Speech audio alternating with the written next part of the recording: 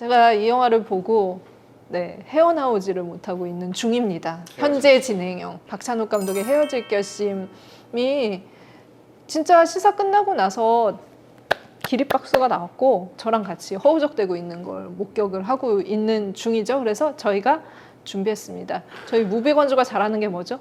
헛소리?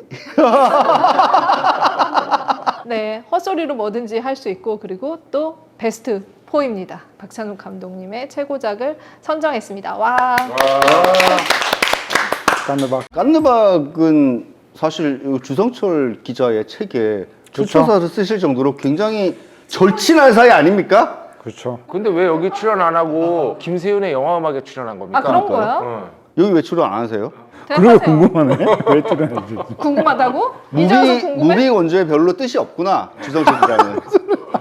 그럼 절친인 박찬욱 감독님 오셔야지. 지금 김세윤한테 뺏겼단 말이야. 박찬욱 설명 좀 감독은? 해보세요. 네. 우리가 시도도 안 하잖아. 우리가 요청을 하면은 안 나올 걸 알고 아무도 안 부르잖아. 저희는 아무도 부르지 않습니다. 하지만 그 무비건조의 존재를 잘 알고 계시고요. 네. 즐겨보고 그래요? 계십니다. 아 진짜? 네. 아니 근데 대한민국의 모든 이제 그 영화를 하시는 분들이 무비건조를 구독하고 계세요. 영화를 만드시는 분들이. 아니 왜냐면 대한민국 영화인이 너무 적은 거 아니야? 아니 제가 대한민국의 영화를 하시는 분인데 세계로 뻗쳐나가신 분들 예를 들자면 이정은 배우를 제 눈앞에서 무비건조 구독을 시켰습니다. 누르는 거 봤어요? 박수. 네 봤습니다. 네. 그리고 깐느박이라는 말이 어떤 순간부터 어느 순간부터 좀 희화되고 캐릭터화된 것도 사실이잖아요. 그래서 깐느박에 복장이 있어요. 있죠. 절친이잖아요. 건너의 복장 갑자기? 수트. 그러니까 수트, 그러니까 다른 아. 감독들이랑 완전히 다른 그 수트핏을 자랑하시잖아요. 그게 항상 멋있어. 수트를 입으세요. 항상 네, 멋있어. 네, 그리고 가방을 늘 배낭을 메고 다니세요. 그런데 어느 날 배낭을 안 메고 온 거야. 항상 배낭을 메고 다니시는데 되게 클래식한 가죽 가방? 손에 이렇게 드는. 그래서 물어봤어 감독님한테. 이 가방 너무 좋아 보인다. 감독님 배낭 어쩌시고 이거 들고 다니시냐고 그랬더니 뭐라 그러는 줄 알아요? 니콜 키드만이 줬대. 니콜 키드만이 줬다고? 간지 아니야 간지. 이길 수가 없다 이거는 이길 수가 없네 이거는. 훔친 게 아니고? 좋은 거 받아본 거 없어요? 핑크 플로이드한테 배낭을 받았다거나 그런 거 없었어? 뭐 그런 경험담 없어? 진짜. 저 디퍼플의 키보디스트였던 존 로드, 위대한 전설적인 레전더리 뮤지션이죠. 제 머리를 쓰다듬어 주셨습니다. 그 머리 안 감았어? 사진 찍는데 제가 이렇게 앉았거든요. 그러니까 제가 이렇게 앉았는데 뒤에서 이렇게 비키라고 한 거 아니에요? 비키라고? 그렇게 따지자면 나는 깐느 영화제에서 페넬로페 크루즈 인터뷰했는데 페넬로페 크루즈 침이 내 얼굴에 다쳐서 인터뷰하는데 말씀이 많으셔가지고 가방은 못 받았지만 니콜 키드만한테 가방 받은 얘기하니까 왜 다들 더러운 얘기만?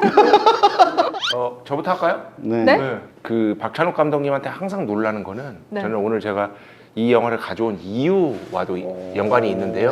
자기 것도 소개하려고 바로. 그렇죠, 네, 그렇죠. 알겠습니다. 엄청나게 음악을 많이 하십니다. 그렇죠. 근데 이게 비단 클래식에 국한된 것만이 아니라 이 대중음악 쪽에도 정말 넓게 퍼져 있다라는 거를 우리가 이번에 헤어질 결심을 통해서 다시 네. 한번 알 수가 있었죠. 네. 예. 그래서 저는 OST 기준으로 뽑았어요. 그러니까 박찬욱 감독님의 모든 영화들 중에 제가 유일하게 바이닐, LP를 소장하고 있는 네, 아가씨입니다. 아가씨란 단어를 딱 떠올리는 순간 80년대 유행가가 떠올라. 그 노래 알아요? 섹시한 아가씨. 너 혼자 이렇게 좋아해? 아니 그 노래에 아가씨라는 말이 너무 어릴 때 인상적이었기 때문에 아가씨라는 말만 떠올리면 그 노래가 난 자동적으로 재생이 돼. 역시 X세대야. 이 박찬욱 감독님이 아가씨라는 영화를 내놓은 이후부터 아가씨라는 말을 들으면 재생이 안 돼. 더 이상. 왜냐면은 이미 우리가 더 이상은 사용하지 않고 어떤 의미에서 현대적인 의미에서 폐기 처분한 단어들을 다시 불러와서 그걸 재해석하고 지금 의미를 가지게 만드는 그런 작업을 하기 때문에 아가씨가 완전 기존의 아가씨의 의미가 없어지고 박찬욱의 아가씨로 지금은 남게 되는 건 거죠. 오늘 그 LP를 가져오려고 그랬는데 귀찮아가지고 귀찮고 기억도 안 나고 여기 진짜 아니 정말 그게 비닐을 안 뜯었거든. 네. 바이닐이 비닐이잖아. 네.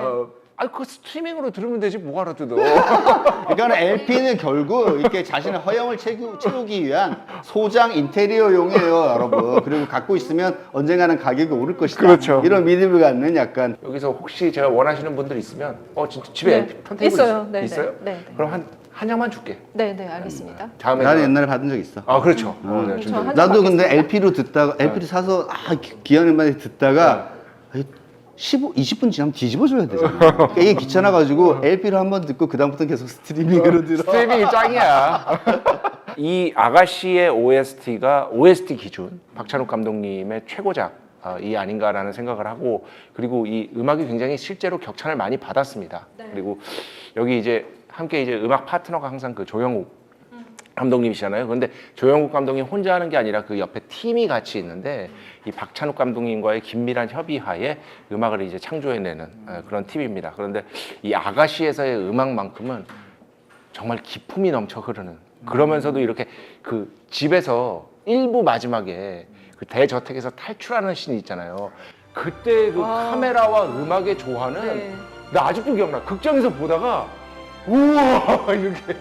그러니까 그런 게 종합 예술이야. 네. 정말 이 모든 것을 만족시켜 주잖아요. 아 이런 게 영화구나라는 네. 느낌이 분명하게 있었고, 그리고 박찬욱 감독님이 영화마다 물론 안 그런 작품들도 있습니다만 이 클래식 음악에 워낙 광이시니까 이번에도 말러의 작품을 쓰셔서 화제가 굉장히 많이 됐잖아요.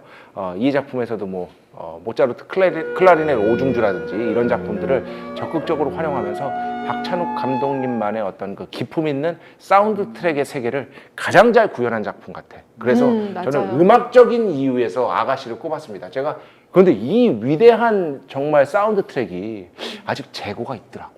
근데 찾아봐. 아니 왜냐면 요즘에 막 LP 좋은 거 같은 것들은 막 금방 절판되고 그러잖아요. 절판되고 한 달 있으면 너무 비싼 가격에 올라와 중고에. 아이유 꽃갈피 얼마인 줄 알아? 얼마요? 지금 한 비닐 안 뜯은 거, 어. 비닐 안 뜯은 거 한 250?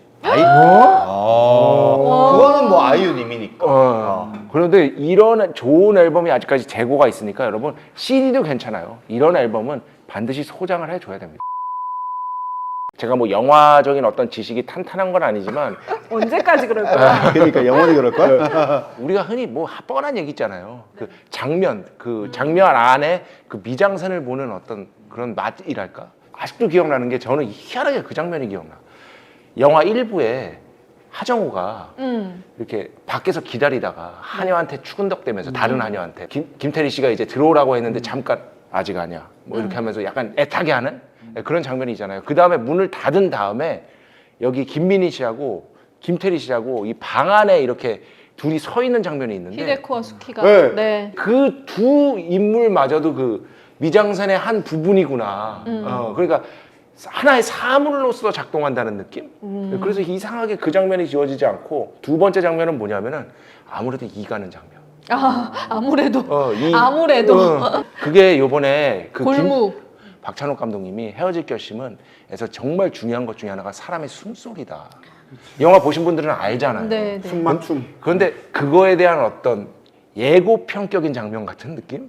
그 골무 장면 거기에서의 그 숨소리 있잖아요. 그걸 어제 다시 한번 듣는데 그걸 왜 그 무비건조의 박찬욱 감독님 오셔야 나와서 되는데. 이런 얘기 해주시면 그런데 좋은데. 그 책임은 어. 주성철에게 그렇죠. 있다. 네, 이런 거군요. 무슨 얘기인가? 근데 네, 여러분 사랑을 하려면 골무 하나씩 다 네. 가지고 있으셔야죠. 그래서 네. 그때의 그 두 인물의 그 숨소리를 통한 어떤 그 섹슈얼한 느낌? 네, 이런 것들이 가장 기억에 남는 나중에 것 같아요. 또 그 동글동글한 거 쇠로 된 거 입에 넣었다가 빼고 이럴 때의 그 소리도 방울. 있어요. 되게 네. 짤랑짤랑거리면서 그 오히려 시각적으로보다 청각적으로 맞아요. 훨씬 더 약간 자극적인 그런 느낌이 있거든, 박찬욱 감독 영화에. 미술적인 관점에서도 정말 흠잡을 데가 없고, 그죠? 보는 관점에서도, 그리고 청각적인 관점에서도 끊임없이 관객들을 자극하는 그것이 뭐 숨소리든 뭐든, 그리고 또 음악을 통해서도. 그래가지고 아가씨는 정말 말 그대로 이화정 기자님 말씀대로 가장 대중적이면서도 예술적인 성취도 높은 네. 그런 작품이 아닐까 싶어요. 뭐 김동훈 기자? 네. 저는 뭐 나 이거 영화 어디서 봤는지도 기억나. 어디서? 허리우드. 허리우드.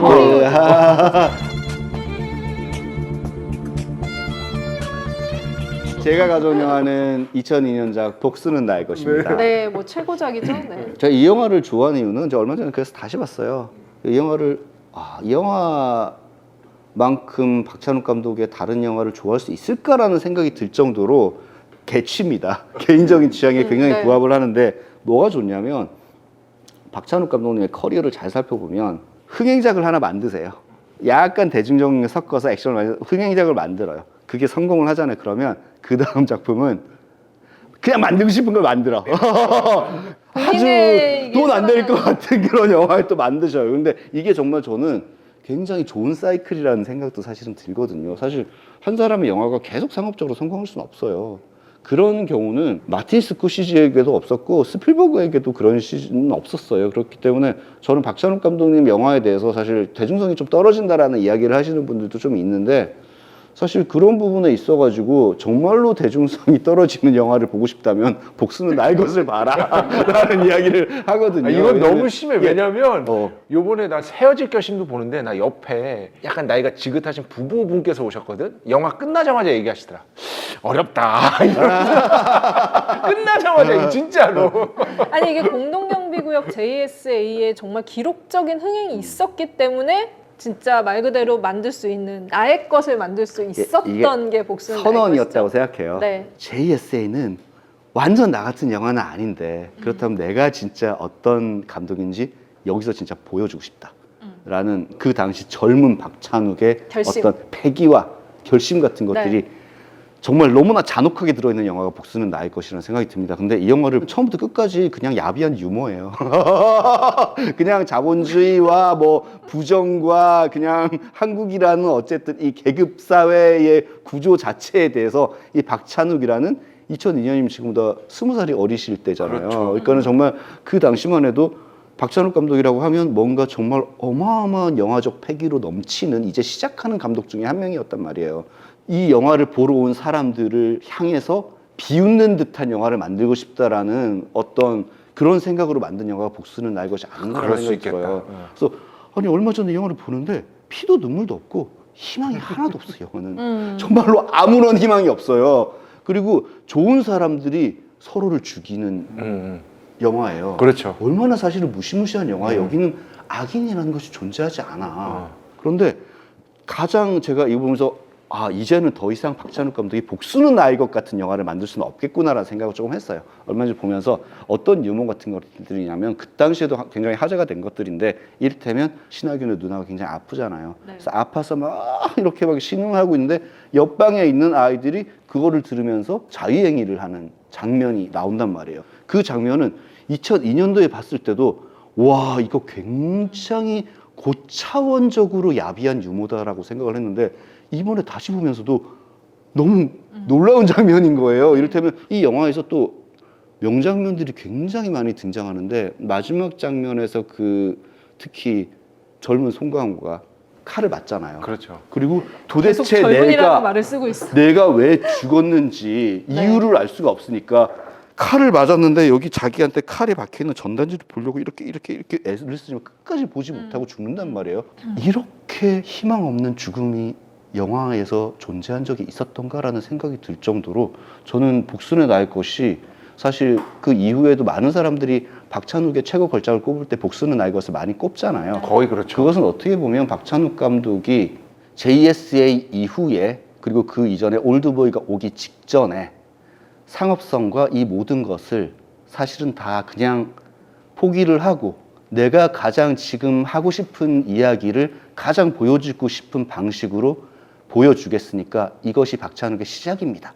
진짜 시작입니다. 라고 알리는 선언 같은 느낌이 들더라고요. 그런 면에 있어서 저는 여전히 복수는 나의 것이 박찬욱 최고의 걸작 중에 하나가 아닌가. 많은 분들이 그렇게 얘기하시죠. 그리고 또 이 작품이 그 당시로 보면 그 영화 산업 안에서도 되게 뭔가 선언하는 느낌이 되게 컸어요. 그러니까 이 복수는 나의 것을 보면서 사실 그때만 해도 뭐 검열이라든가 이런 문제들이 많았기 때문에 과연 내가 어느 수준까지 어느 수위까지 영화를 만들 수 있을까 이런 우려가 있던 때였단 말이죠. 그런데 복수는 나의 것을 보고는 다들 너무 흥분해가지고 우리도 뭔가 할 수 있겠다. 이제 한국 영화가 저기까지 가고 있구나. 네. 야, 이 라는 걸 정도까지 느끼면서 우리 표현할 수 있어 그쵸. 라는 명제를 진짜 이 영화와 올드보이가 던져준 거예요. 한국 영화에. 그 뒤로 물론 수위에 대한 어떤 자유 같은 것들을 한국에 쫙 쏟아져 들어오기 네, 시작했죠. 네. 그래서 정말 훌륭한 감독들은 그 맛 딱 떨어진 꿀을 잘 받아가지고 정말 박찬욱 영화에 못지않은 좋은 영화들을 많이 만들어냈지만 어떤 사람들은 정말 그 수위만 가져다가 정말 얄궂은 영화들을 또 많이 만들어내기도 했죠. 그 이후에 네. 모두가 박찬욱이 될 수 있는 건 아니니까. 그렇죠.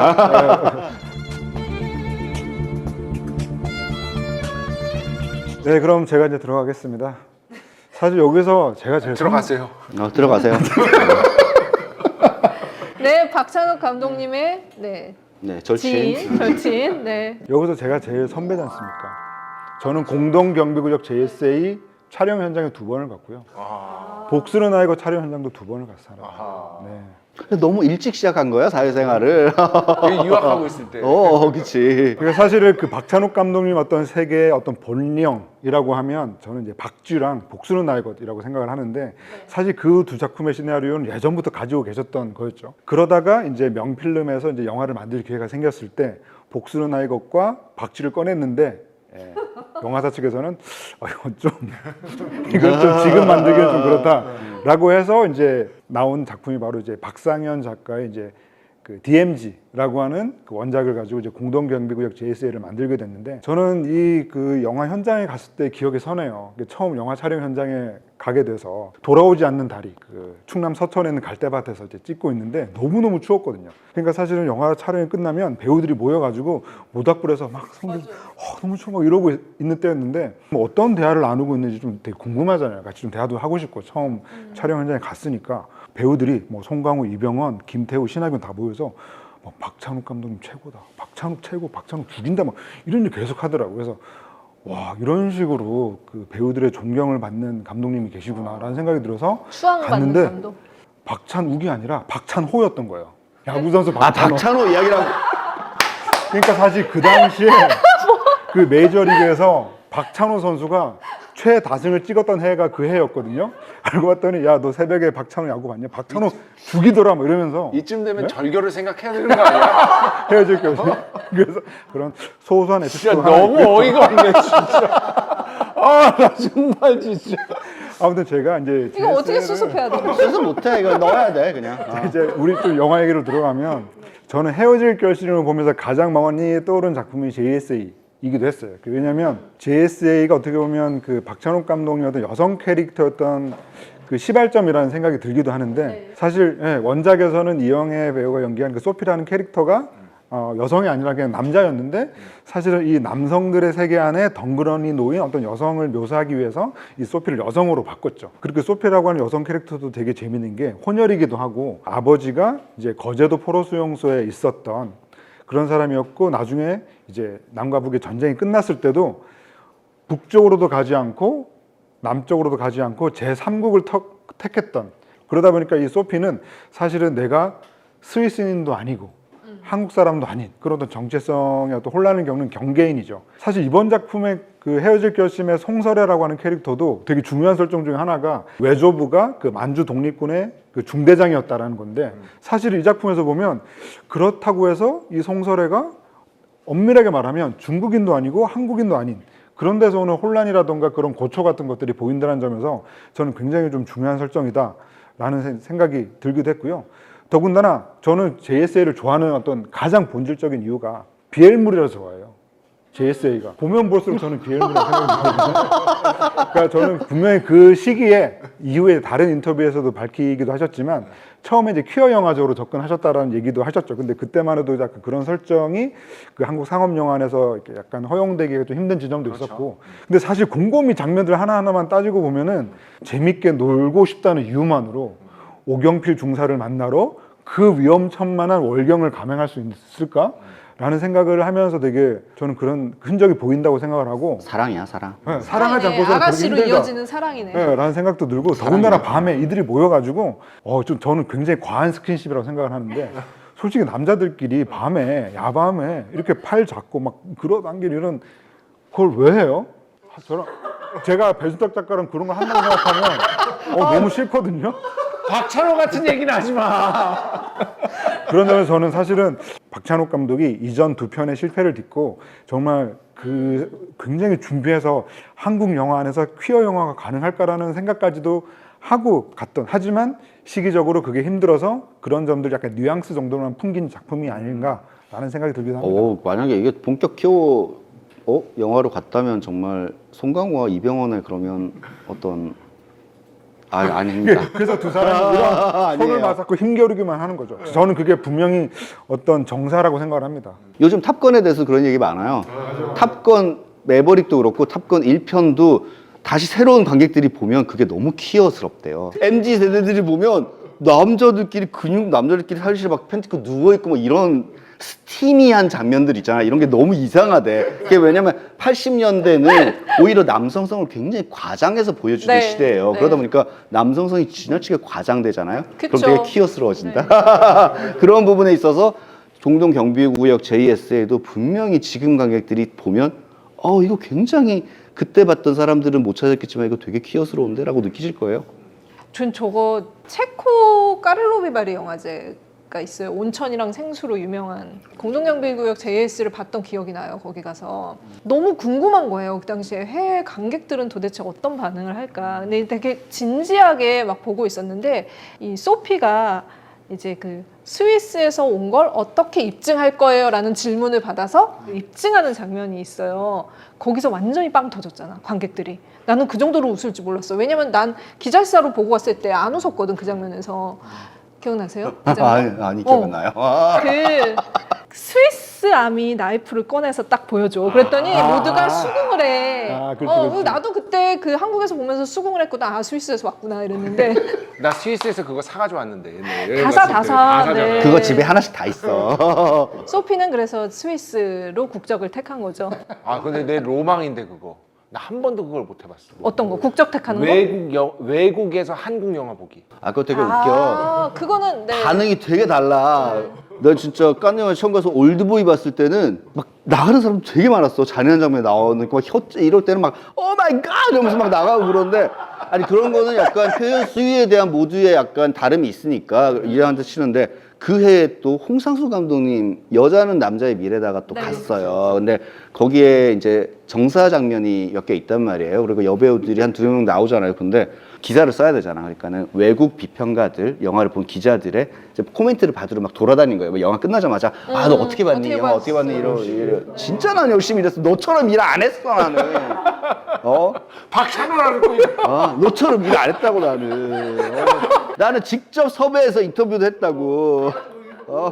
깐에서 굉장히 약간 덩치가 큰 미국 여성 기자분이 중년 여성 기자분이 있었는데 이 영화 어떻게 봤냐 그랬더니 바로 나한테 신경질을 내면서 왜 한국 여자들은 엉덩이가 없어요 이러는 거야. 내가 그래서 보면서 어쩌라고. 외국 나가면 반응이 그렇게 다양하다는 이야기를 드리는 겁니다, 제가. 맞아, 나도 그런 게 있어. 뭐냐면 해외 영화에서 영화를 보고 왔는데 한국 영화를 이렇게 보고 나오신 어떤 평론가가 왜 한국에서는 이렇게 한국 사람들은 왜 이렇게 페리에를 마시면 취하냐고. 페리에 소주인데. 네. 근데 그들이 볼 때 약간 페리에 같은 거예요. 그래서 약간 뭐 알코올 있는 페리에가 있냐 이런 질문도 받았던. 맞아요. 그린 바틀 뭐냐고 다 물어봐. 저 그린 바틀의 정체가 뭐냐 이거를 엄청 많이 질문을 했었죠. 워낙 이제 그 소주 먹고 취하니까. 지금은 뭐 소주 많이 이제 외국에서는 많이 알려졌죠. 구시 때문에 또 많이. 소맥도 많이 먹는데. 빨리 친절한 금자씨로 넘어갑시다. 네. 아니 왜 제목을 근데 먼저 오늘- 얘기하지 마. 영씨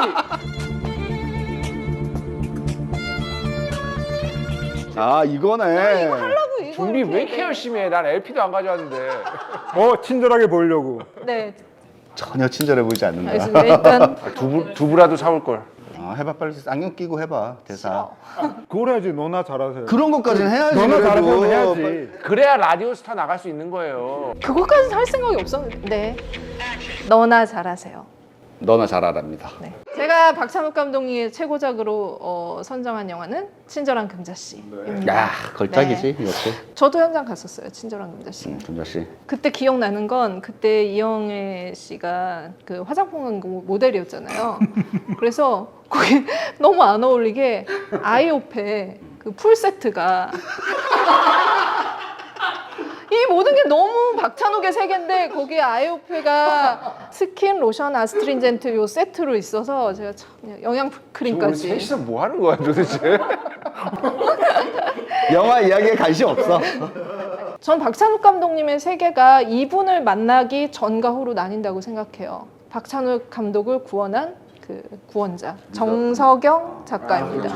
네, 그러니까 다른 스태프들은 어떻게 보면은 굉장히 뭐 조영우 음악 감독님, 유성희 미술 감독님 뭐 많이 같이 작업을 했던 분들이랑 했는데 이 친절한 금자씨부터 정석영이라는 작가가 같이 콜라보를 하게 되는데 여기서 이제 그 좀 큰 변화가 일어납니다. 친절한 금자씨부터는 여성이 완전히 그 원톱이 돼서 이야기를 끌고 나가는 어떤 그런 서사가 생기기 시작을 하는 건 거죠. 그리고 그 안에 항상 정석영 작가와의 작품 작업이 있었고 박찬욱 감독이 정석영 작가를 말하기는 나의 작품의 변화의 원동력이 되기도 했고 영향을 많이 받았는데 영향을 받지 않은 것도 어떻게 보면은 정석영 작가로 인해서 변화돼서 나에게서 나온 거라고 할 정도로 정석영 작가가 가진 지분이 굉장히 크다고 할 수 있을 것 같아요. 친절한 금자씨는 정말 어떻게 보면은 남자 때문에 패가 망신한 그리고 자기 어떤 죄를 저지를 수밖에 없었던 한 여자가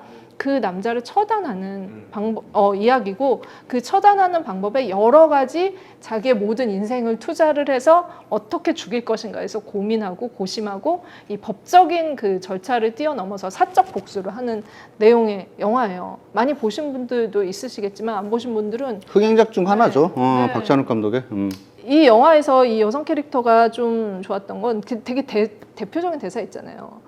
왜 이렇게 눈두덩이 빨갛게 칠했냐고 물어보니까 친절해 보일까봐 이런 얘기를 합니다. 많은 여성들이 수동적인 캐릭터로 그려지거나 아니면 굉장히 그 영화 안에서 희생을 강조당했었는데 그 얼굴을 하고 처음으로 자기의 어떤 의사 표현을 하고 액션을 취했던 여성이라는 점에서 금자씨가 가진 중요성이 있죠. 그리고 진짜 그걸 하는 데 있어서 이렇게 반전의 캐스팅을 했다라는 생각이 들어요. 너무너무 아름다웠고 고결한 이미지로 그려졌던 이영애라는 배우를 완벽하게 180도 변신시켜서 여기에 이 안에서의 친절한 금자씨의 변주를 주게 되는 거죠. 그러니까 저는 저걸 수락한 이영애 씨도 대단하다고 생각해요. 그 시나리오를 읽어봤을 텐데 심지어 고등학생 연기도 하잖아요. 저 영화 없었다면 이영애라는 배우의 어떤 많은 부분이 맞아요. 없어지는 거나 네. 마찬가지예요. 사실 나중에 시간이 흘러서도 이영애라는 배우는 친절한 금자씨로 기억이 될 거예요. 아마 대장금과 친절한 금자씨로 기억이 그렇죠. 되겠죠. 네, 대장금은 너무너무 어마어마하기 때문에 그런데 배우 인생에 어떤 변주를 줄 수 있는 작품을 만나게 해준 거기도 하고 박찬욱 감독님이 가지고 있는 세계 복수 3부작이라는 세계 안에서 뻗어나가서 이제 그 여성 3부작의 시대가 열리는 그 길이 친절한 금자씨로 시작된 거기도 하죠. 음악도 너무 잘 썼어. 친절한 금자씨는 여기 비발디 칸타타가 너무 근사하게 쓰였죠 이 영화에서. 금자씨가 복수를 할 수 있는 그 길에 만나는 여성들이 있는데 교도소에서 같이 생활을 복역을 했던 사람들이에요. 근데 이 여성들이 하나같이 남편한테 매를 맞거나 아니면은 그 학대를 당하고 여러 가지로 그 일상생활을 하지 못하는 그런 경우가 많은 건 거죠.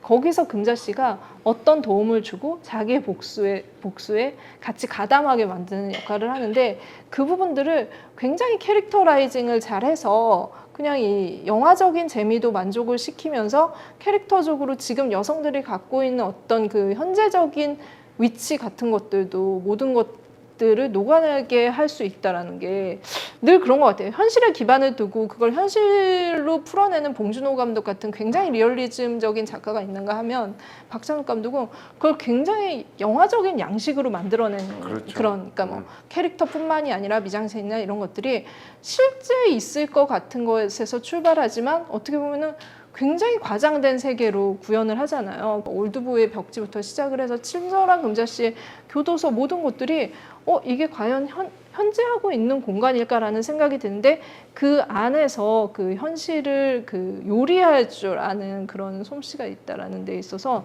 굉장히 친절한 금자씨가 그런 것들을 보여주는 서막이었다라는 생각이 들어요. 미장센에 있어서 박찬욱식 미장센이라고 하면 우리가 언뜻 떠올리는 것은 굉장히 표현주의적이고 양식적인 그렇죠. 그런 이제 미장센입니다. 근데 특히나 벽지는 굉장히 유명하잖아요. 그래서 그쵸. 헤어질 결심에도 굳이 벽지가 나올 이유가 없는 집에 도색 청해놓은 벽지가 있어요. 예, 그래서 이게 박찬욱 감독의 어떤 이제 인장 같은 거구나라는 생각을 하는데 한때 저는 친절한 금자씨가 나오고 그 뒤로 한 두어 편이 나왔을 때 즈음에 약간 요거 좀 지겹다라는 생각을 잠깐 한 적이 있어요. 제가 네. 벽지 그만 썼으면 좋겠다라는 생각을 한 거예요. 그런데 그래서 어떤 면에 있어서 복수는 나의 것을 다시 봤을 때 물론 거기에도 벽지가 있지만 그 이후처럼 과장되고 양식화된 벽지는 아니에요. 복수는 나의 것까지는. 그쵸. 그래서 복수는 나의 것이 제가 보기에는 어떤 면에 있어서 박찬욱 감독이 그려낸 이야기 중에 사실은 가장 장르적인 시나리오이기도 하면서 동시에 그 시각적인 어떤 복수는 나의 것을 보면서 느끼는 시각적인 경험 자체는 굉장히 리얼하다는 느낌이 좀 더 들어요. 그거는 박찬욱 감독님이 그 이후로 올드보이와 친절한 금자씨 이후에 어떤 표현주의적이고 약간 과장된 미장센을 펼치기 직전의 영화이기 때문에 약간 그런 느낌이 든다라는 생각도 저는 들더라고요. 그러니까 제 입장에서는 딱 그거예요. 올드보이는 그냥 다시 볼 수 있을 것 같아. 폭력의 수위가 세더라도. 근데 복수는 나의 것은 약간 결심이 필요해. 힘들어요. 조금 결이 다르죠. 결심이 네. 필요해. 쉽지 않은 영화입니다. 친절한 금자씨에서는 최민식이 올드보이였었잖아요. 최민식 배우를 거의 이제 그 처단하면서 시작을 했고 정말 개새끼로 이전 나오죠. 영화의 저희별 네. CG계. 진짜 개새끼로 나오잖아. 정말 개로 나오잖아요. 네. 그래서 이제 그 새로운 그 길로 나가는 어떤 그 시작이기도 했었고 저는 그 이후에 계속 이제 박찬욱 감독의 영화 속 여성들을 떠올려 보면 금자씨 같은 경우도 이제 그 어떤 그 나쁜 개 같은 남성으로 인해서 네, 길을 자신의 먹다가 안 붙어요. 이렇게 너무 대놓고 하면. 자신의 길을 잃었던 사람의 이야기이고 그 위에 뭐 박지의 태주도 마찬가지고 그리고 아가씨의 뭐 수키와 히데코도 마찬가지로 억압된 사회 안에서 해방되지 못한 여성들의 이야기고 그 시작이 저는 금자씨라고 생각을 해요. 저희 그 박찬욱 감독님의 베스트 4를 뽑아봤는데 박찬욱 감독님의 세계는 정말 계속 끊임없이 흐르고 있다. 우리를 헤어나오지 못하게 하고 있고 이 많은 순간 그 기록적인 그 장면들을 만들어내면서 여기까지 왔다라고 생각을 해요. 그런데 어차피 이 녹화 댓글은 다 박찬호만 달릴 거야. 박찬호 뭐 구독. 좋아요. 댓글. 알림 설정 부탁해요. 박찬호. 한국 아랍 소사이어티 주관으로 개최되는 제11회 아랍 영화제가 찾아왔습니다. 네, 이번 영화제는 플레이 더 아랍 필름이라는 슬로건 아래 아랍의 문화와 역사 현재가 고스란히 담겨있는 영화 7편을 마음껏 감상할 수 있습니다. 코미디, 호러, 요리, 다큐 등 다양한 장르 영화를 만나볼 수 있는 플레이 아라프 섹션과 나딘 라바키, 드니 빌레브 감독의 초기작으로 구성된 리플레이 섹션으로 알차게 운영될 예정이고요. 특히나 올해는 영화제 역사상 처음으로 온 오프라인 동시 개최가 진행된다고 합니다. 그건 제가 알아서 잘 딱 깔끔하고 센스 있게 설명드리겠습니다.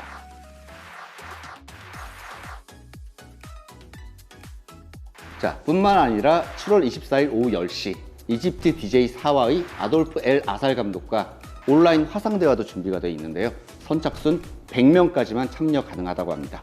빠르게 신청, 컴온! 영화제에 대해서 궁금하신 분들은 지금 바로 공식 홈페이지와 공식 SNS를 방문해 주세요. 보다 자세한 정보를 확인할 수 있습니다. 국가, 인종, 장르를 넘나드는 아랍 영화 대축제 7월 14일부터 24일까지 온 오프라인에서 마음껏 플레이하라.